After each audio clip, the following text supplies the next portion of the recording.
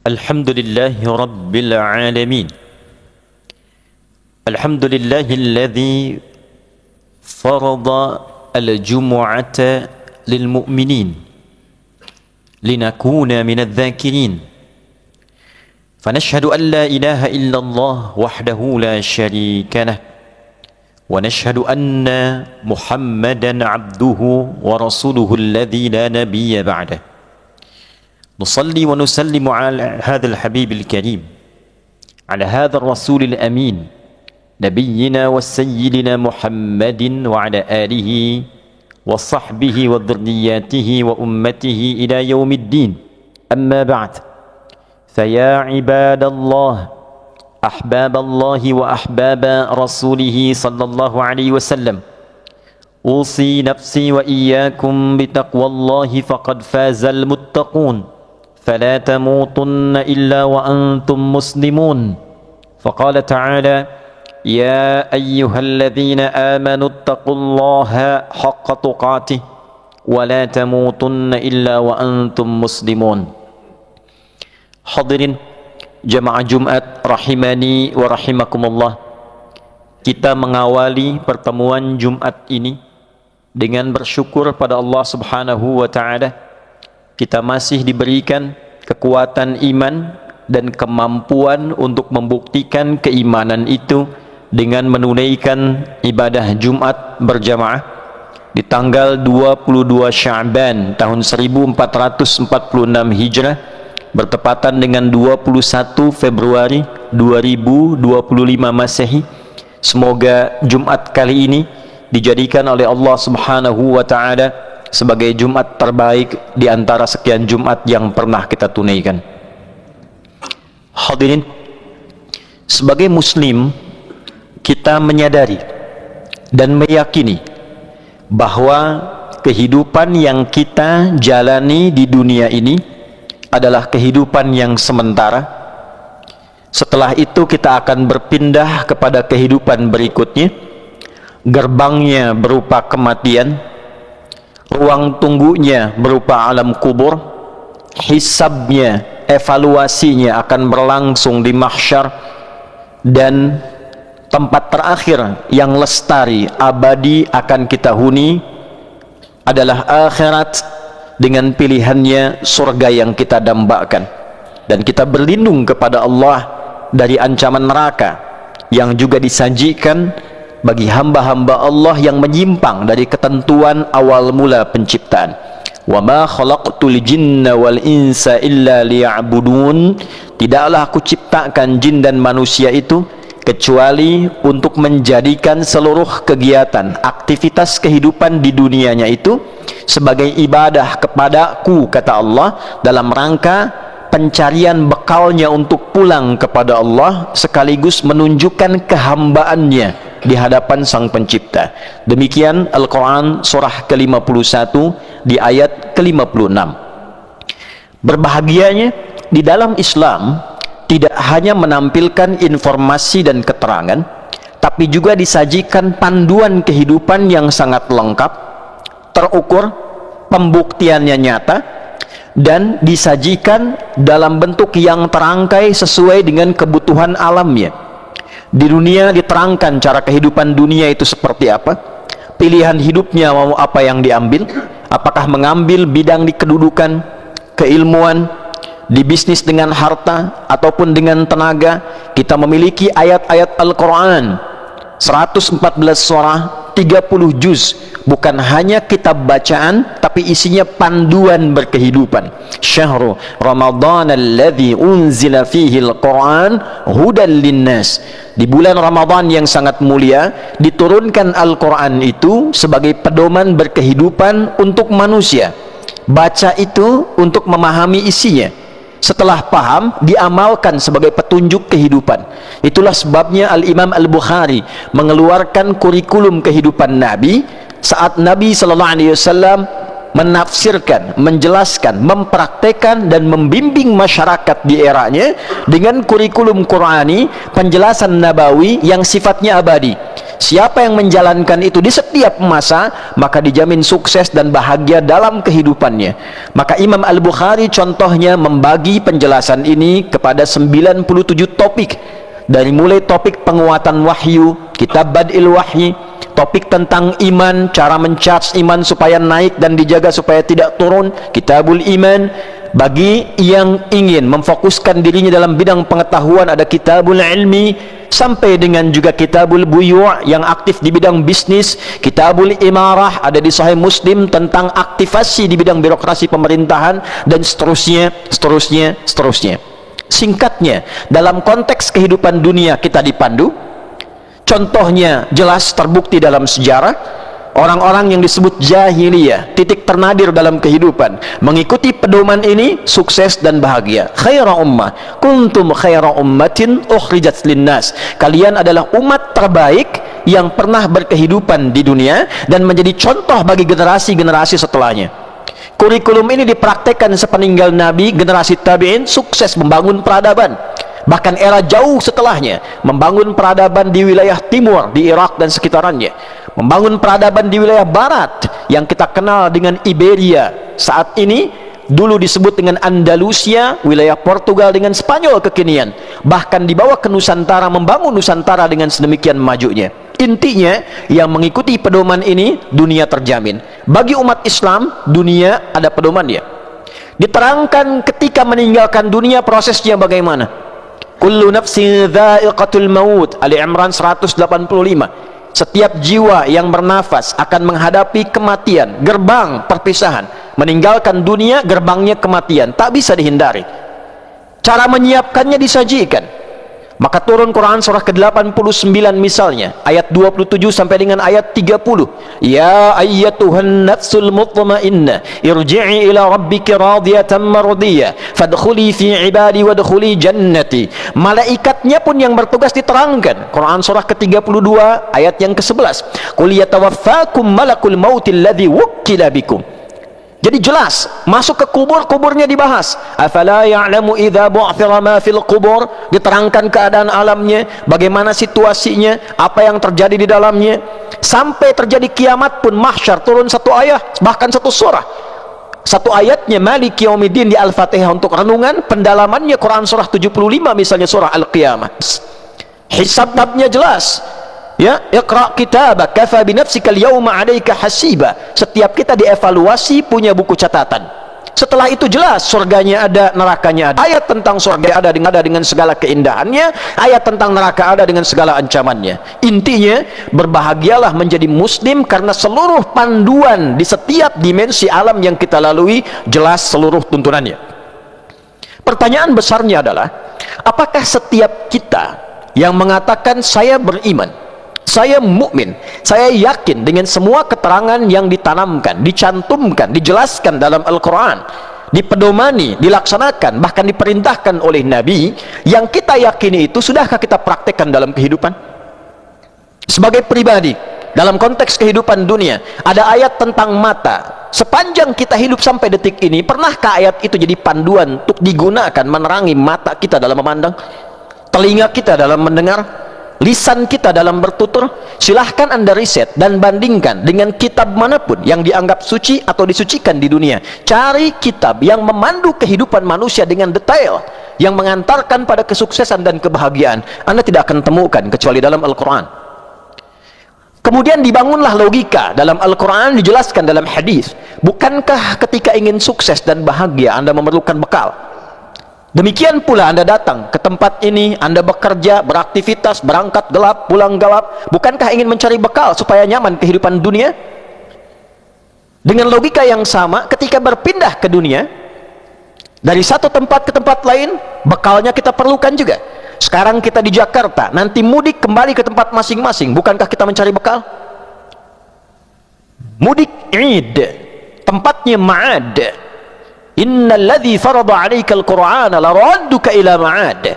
Sungguh Muhammad sallallahu alaihi wasallam yang telah memfardukan Al-Qur'an pada dirimu untuk dijelaskan, dipraktekkan, pasti akan mengembalikan engkau kepada tempat kembali, tempat pulang yang hakiki, yaitu akhirat.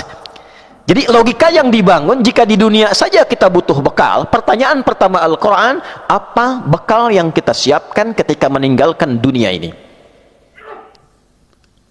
Anda begitu serius menyiapkan bekal di dunia, sampai seragam disiapkan, jam kerja ditata, ruangan kemudian didekor, segalanya dimaksimalkan supaya nyaman.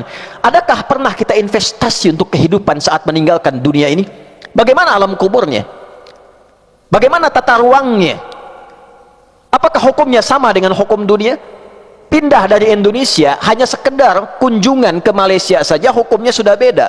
Ke Amerika sudah lain ketentuannya. Lalu Anda ingin samakan dunia dengan alam kubur, pasti berbeda. Anda ingin samakan bekal alam kubur dengan akhirat nanti, tentu tidak akan sama. Berbahagianya di Al-Quran dijelaskan bekal terbaik untuk pulang. Allah nggak tuntut materi dunia. Bukan ini yang akan dibawa pakaian yang kita kenakan, bukan mobil yang kita koleksi yang dikejar dalam kehidupan dunia. Tidak salah, silahkan bekerja semaksimal mungkin, sekaya-kayanya, sedapat yang bisa kita dapatkan. Dapatkan fasilitas untuk membangun kenyamanan, tidak salah. Beli mobil, rumah yang megah, silahkan, tidak ada masalah. Untuk kehidupan dunia supaya mudah dan nyaman. Pertanyaan besarnya, saat meninggalkan dunia, apakah sudah menyiapkan kinerja yang serupa, kesungguhan yang sama untuk menyiapkan bekal pulang? Tata ruang kuburnya bagaimana? Surga yang didambakan itu bekalnya apa? Maka Allah tidak menuntut fasilitas dunia yang kita kumpulkan. Allah hanya meminta lewat Nabi, alihkan cara pandang kita dengan dunia itu dengan meresapkan fungsi akhirat di dalamnya. Itulah yang disebut dengan salih, amal pekerjaannya. Salih itu sifatnya. Anda punya pakaian, bagaimana pakaian ini jadi salih? Ketika pakaian digunakan pada yang salih, dicatatkan itu sebagai hasanah namanya. Hasanah inilah bekal untuk pulang ke akhirat. Quran surah ke-6 ayat 160. Man jaa bil hasanati falahu asyru amthaliha. Siapa yang mengerjakan sebuah kebaikan, diniatkan sebagai bekal akhirat, jadi hasanah dituliskan 10 poin. 10 poin itulah disebut dengan ajrun. Lahum ajrun ghairu mamnun. Ajran hasana di Al-Kahf, ajran kabira di Quran surah Al-Isra. Itulah yang dituliskan, yang kita kenal dengan pahala namanya. Ditulis, dicatat, diakumulasikan, dituliskan di kitab, itu yang kita bawa pulang. Bajunya tinggal, kain kafannya tanggal, yang dibawa pulang itulah ajrunnya, itulah nilainya, itulah salihnya. Karena itu ketika diberikan mata, mata melihat, fungsi untuk melihatnya titipkan sifat hasanah di dalamnya, sehingga matanya melihat dalam keadaan saleh. Telinga mendengar dengan saleh, lisan bertutur dengan saleh, kendaraan dipakai pada yang saleh, handphone digunakan pada yang saleh, update status yang saleh, menginformasikan yang saleh, mengakses yang saleh, itu ada nilainya. Dari sekian umur yang kita kumpulkan sampai detik ini, 30 tahun, 40 tahun, 50 tahun, lebih dari itu, tanyakan sampai detik Jumat ini, berapa yang telah kita kumpulkan dari semua sifat saleh itu sampai kita duduk Jumat di tempat ini, di masjid ini, di detik ini. Lawan dari saleh, sayyi. Saleh temannya taat, sayyi temannya maksiat. Alih-alih mata digunakan untuk yang taat, berapa kali dipakai maksiat? Qul lil mu'minina yaghuddu min absarihim. Allah mengatakan, katakan Muhammad SAW, viralkan pada orang-orang beriman yang mengaku pengikutmu, gunakan matanya untuk memandang yang baik saja, yang saleh sepanjang dia merasa punya iman. Ketika sinyal iman mengatakan itu tak baik untuk dipandang, palingkan. Itulah ghaddul basar. Berapa kali mata dipakai maksiat? Berapa kali lisan digunakan untuk mencela, bertikai, berfitnah, saling merendahkan? Bukankah itu maksiat? Agak mengherankan keterangan yang disampaikan oleh Sayyidina Ali bin Abi Thalib ketika menegaskan, beliau heran dengan keadaan manusia ingin ke surga tapi banyak berbuat perbuatan neraka, tidak ingin masuk neraka tapi banyak mengoleksi perbuatan-perbuatan yang bertentangan dengan itu semua. Alih-alih lisannya dipakai baik, digunakan pada yang tak baik. Demikian pula tangan sampai ke ujung kaki. Fasilitas yang Allah berikan kepada kita, pakaian dipakai apa? Buka koleksi lemari Anda di rumah, cek keluarga Anda, apakah seluruh pakaian itu pernah digunakan untuk ibadah, amal saleh? Atau jangan-jangan hanya dipakai untuk kebutuhan dunia?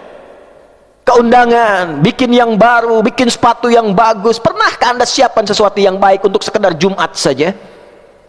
Kendaraan yang Anda koleksi pernahkah mengantarkan Anda sholat ke masjid? Untuk sekedar ikut pengajian? Jangan-jangan sepeda yang paling bagus itu hanya pernah dipakai untuk keliling-keliling, tur, kadang ke luar negeri, dan dia dihisab, saudara. Harta itu akan dihisab. Wailul likulli humazatil lumazah alladzi jama'a malahu wa 'addadah yahsabu anna malahu akhladah. Sangat disayangkan dan cenderung celaka jika ada orang yang hanya hidup di dunia untuk mengoleksi materi dunia, menghitung-hitung itu, dan dia menduga inilah yang akan mengekalkan kehidupannya. Nah, ini yang kita kumpulkan. Sayangnya dalam beraktivitas kehidupan, tidak semua kita punya kesanggupan sempurna untuk menata ruang kehidupan kita yang baik menjalani dunianya, sekaligus di saat yang sama dapat poin akhiratnya. Hasanah untuk dunia, hasanah untuk akhirat. Bukankah itu doa yang sering kita panjatkan? Seperti diisyaratkan di Al-Baqarah ayat 201, wa minhum may yaqulu rabbana atina fid dunya hasanah wa fil akhirati hasanah wa qina adzabannar. Apakah lisan ini hasanah? Apakah mata ini hasanah? Apakah telinga ini hasanah? Apakah tangan ini hasanah? Apakah kaki ini hasanah? Kalau ditanya pada diri kita yang jujur untuk dijawab sampai detik ini, layakkah kita punya bekal yang cukup untuk masuk surga? Kita ingin ke surga dan tanyakan dengan jujur, dibanding maksiat dan taatnya, berapa banyak komposisinya? Berapa persen taatnya, berapa persen maksiatnya? Saudara, yang paling penting sebelum kita jawab, Allah dengan sifat alimun khabirun basir, maha mengetahui, mendalami, tajam sekali pengetahuannya, sebelum terjadi, sebelum terfikirkan, sedang difikirkan, setelah difikirkan. Allah maha mengetahui seluruhnya, dan dengan pengetahuan itulah turun Rahman dan Rahimnya. Allah menginginkan saat kita lahir dalam keadaan bersih, pulang pun dalam keadaan yang bersih. Maka dihadirkanlah satu momen setelah 11 bulan beraktivitas, ada momen harian, pergantian setiap waktu salat, dari subuh ke zuhur, zuhur ke asar, ada lisan yang kotor, dibersihkan lagi. As-salawatu ila salawat, wal jumu'atu ila jumu'ah, wa ramadan ila ramadan, kafaratun lima bainahunna. Salat ke salat itu kalau ada dosa-dosa yang kecil-kecil hilang seketika. Malam takunil kabair, hilang. Subuh ke zuhur, siapa yang tak punya dosa? Siapa yang tak kotor lisannya? Tak sadar menunaikan salat, dihapus semua catatannya. Tak kelihatan sekarang saat pulang. Kalau kita yakin kita beriman, kita dihisab, nanti saat pulang baru kita menyadari itu. Demikian Jumat ke Jumat, ada yang pekanan, ada yang dahsyat. Itulah yang tahunan datang, 11 bulan akumulasi dosa. Kalau tiap hari nunggu ke waktu salat, tiap pekan nunggu ke Jumat, yang sebulan ini siang dan malamnya semua pengguguran dari seluruh dosa-dosa yang pernah dikerjakan. Man shama ramadhana imanan wahtisaban ghufira lahu ma taqaddama min dhanbi. Siapa yang serius menunaikan puasa Ramadan disertai dengan keyakinannya, disertai dengan evaluasi dan ditunaikan karena Allah, maka hal yang Allah berikan pertama kali, yang pertama kali diberikan bukan dunia, saudara, diampuni seluruh dosa yang pernah ia kerjakan. Siangnya ada dosa, malamnya dia bangun tarawih, dia minta kepada Allah. Hadis yang kedua sahih, man qama ramadhana imanan wahtisaban ghufira lahu ma taqaddama min dhanbi. Siapa yang malamnya bangun bermunajat dia kepada Allah, Allahumma innaka karim tuhibbul afwa fa'fu anni ya karim. Ya Allah, aku mengetahui ya Rahman, aku mendalami ya Rahman, aku meyakini ya Allah, aku banyak berbuat salah, hamba banyak berbuat dosa, banyak berbuat maksiat, tapi aku punya keyakinan yang dalam, rahmatmu begitu luas. Maka malam ini ya Allah, dengan rahmatmu ampuni segala dosa hamba, hapuskan kesalahan hamba. Diampuni dosa-dosanya pada saat itu, semua tanpa kecuali. Siang diampuni, malam diampuni, berlangsung selama sebulan untuk membersihkan diri kita, supaya 11 bulan itu bersih lagi. Karena itu saudara, Ramadan itu sesuatu yang berbeda, tidak sama. Ketika turun Al-Baqarah ayat 183, sekaligus mengantarkan pada penutup khutbah yang singkat ini, Ya ayyuhalladzina amanu kutiba alaikumus siyam kama kutiba alal ladzina min qablikum la'allakum tattaqun. Hai semua yang telah mengatakan beriman, yang yakin, telah tiba waktunya engkau menunaikan puasa Ramadan. Turunnya di Sya'ban supaya ada persiapan untuk menyambut itu, untuk menyiapkan diri. Seperti orang dulu diperintahkan supaya engkau jadi pribadi yang lebih baik, lebih takwa, lebih dekat dengan Allah. Pulangnya siap. Pulangnya siap, karena takwa itu relasinya dengan kehidupan dunia Islam sampai wafat. Maka itu setiap dimulai khutbah diingatkan dengan ayat takwa dengan rangkaian dimensi ini. Ya ayyuhalladzina amanu, hai orang beriman yang masih hidup sekarang, ya ikut Jumatan khususnya, ittaqullah, tingkatkan takwamu kepada Allah, haqqa tuqatih, dengan serius, bawa itu dalam dunia kehidupanmu. Di rumah jadi ayah yang bertakwa, jadi suami yang bertakwa, di kantor jadi pegawai yang bertakwa, dengan tetangga jadi tetangga yang takwa. Wala tamutunna illa wa antum muslimun, bawa sampai meninggal. Jadi muslim tunduk yang baik sampai dengan pulang. Puasa mengantarkan kita pada metode pendidikan khusus supaya merubah kita, bertransformasi, menjelma menjadi pribadi yang seutuhnya takwa di hadapan Allah. Kalau meninggal pada saat itu, dosa hilang, kebaikan muncul, pahala dilipat gandakan, maka rahmat Allah mudah untuk diraih. Saudara, fas'au ila dzikrillah. Jumat itu diantara esensinya bukan memikirkan dunia, tapi refleksi kalau kita meninggal itu bagaimana. Kalau pulang saatnya tiba, apa yang kita bawa? Saya riset sedikit demi menutup khutbah ini. Biasanya, tapi ini sesuai dengan takdir Allah subhanahu wa ta'ala, tidak dimajukan, tidak dimundurkan, tapi jadi contoh untuk kita. Setiap masuk Rajab dan Sya'ban puncaknya sebelum Ramadan, ada saja orang yang baik yang pulang.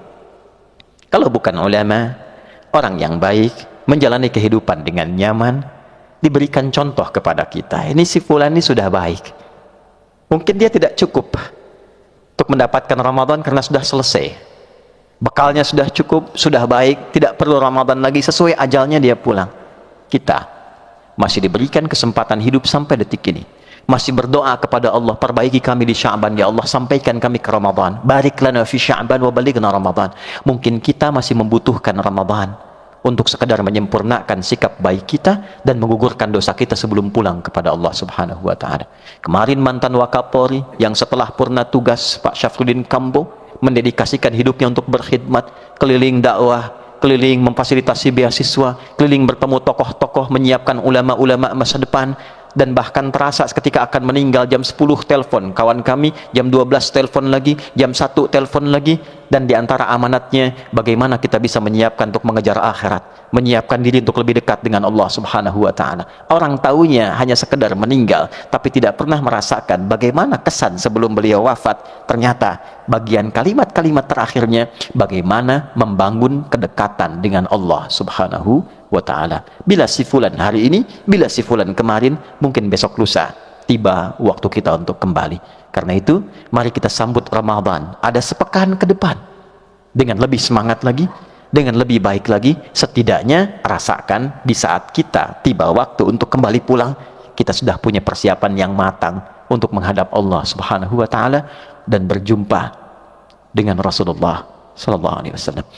Barakallahu li wa lakum fil Qur'anil azim wa nafa'ani wa iyyakum bima fihi minal ayati wa dzikril hakim wa taqabbala minni wa minkum tilawatahu innahu huwas samiul alim. Ud'ullaha yastajib lana wa lakum jami'an.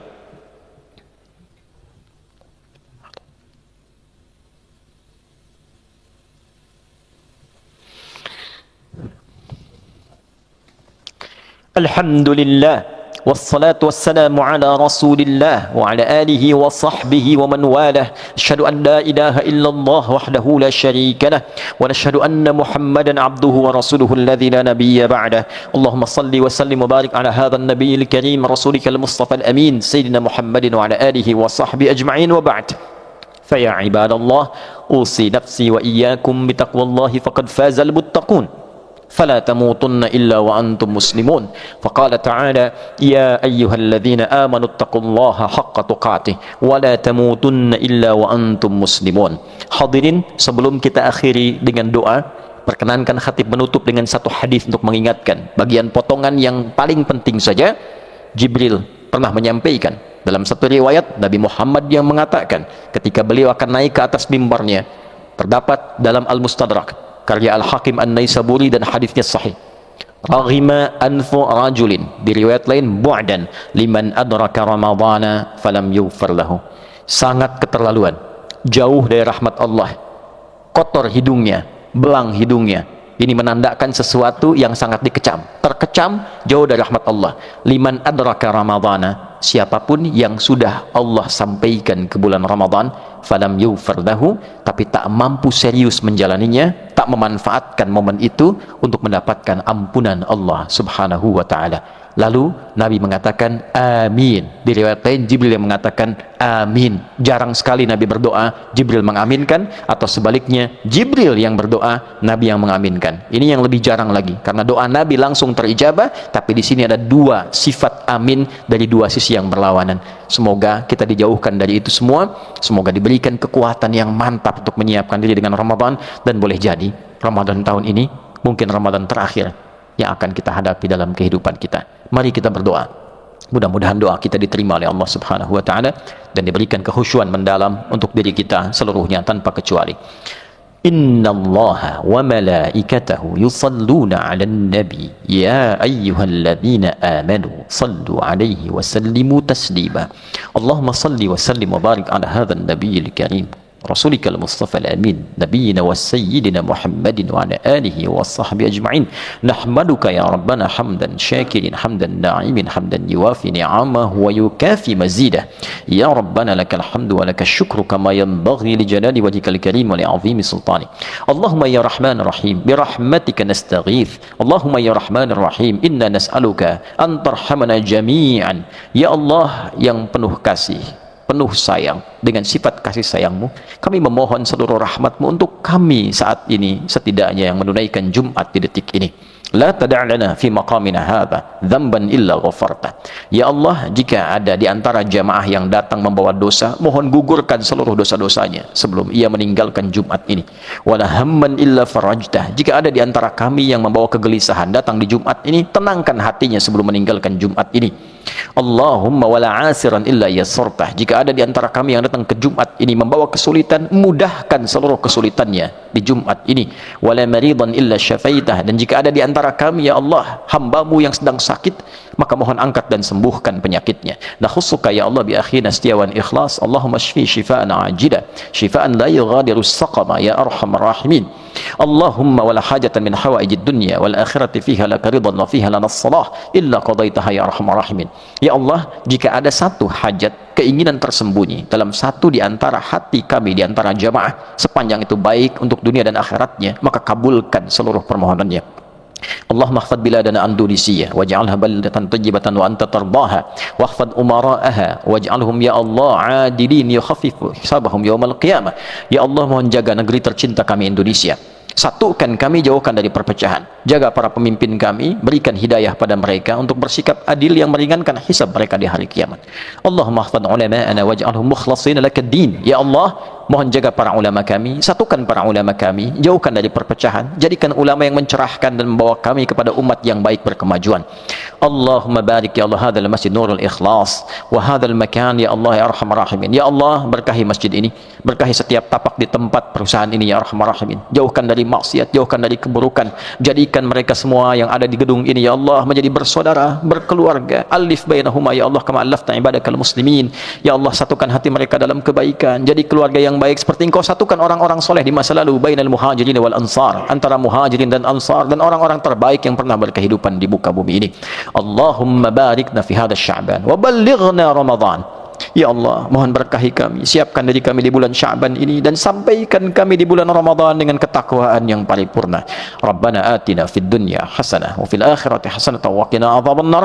Bifadlika subhana rabbika rabbil izzati amma yasifun wa salamun alal mursalin walhamdulillahi rabbil alamin. عباد الله إن الله يأمر بالعدل والإحسان وإيتاء ذي القربى وينهى عن الفحشاء والمنكر والبغي يعظكم لعلكم تذكرون ولذكر الله أكبر والله يعلم ما تصنعون أقيموا الصلاة يرحمكم الله.